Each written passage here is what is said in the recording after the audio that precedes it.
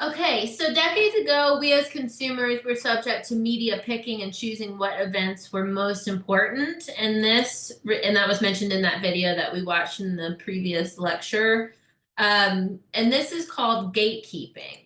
So, gatekeeping figures could be journalists, they could be media, um, what's the word? There's a different word besides like big wigs in the industry, but that's all that I'm coming up with right now. And also elites. So gatekeeping is the process by which individuals, journalists, and news conglomerates decide which messages pass through the gates to be included in the news. So if you remember back to that video we just watched, it was like they had little cartoon people that were on top of the cliff, opening the gate slightly so that certain news stories could filter out. But that's not necessarily how it works as much anymore, right? Again, leaning into the idea that media is powerful, but that's limited, right? Because we have so much, we have accessibility to so many other types of media. And just a note here, from bottom to top of these pictures, that's Katie Couric, Anderson Cooper, and the Fox News guy that's not on Fox News anymore, Tucker Carlson. Yeah. So today is a little bit different. We as consumers are not subject to the media picking and choosing what events were most important. We get to do that now. Selective exposure allows us to do that. This is gate watching.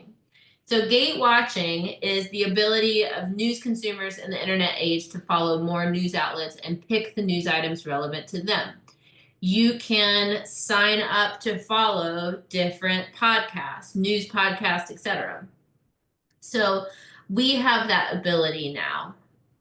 And you can do this on Spotify or Apple Podcasts or whatever, wherever you get your podcasts. But we have that selective exposure affordance now.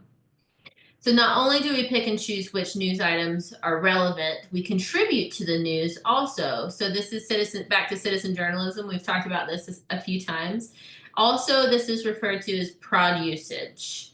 This is a nice little diagram here. So we as interactive media consumers, meaning via social media, we are producers and users at the same time.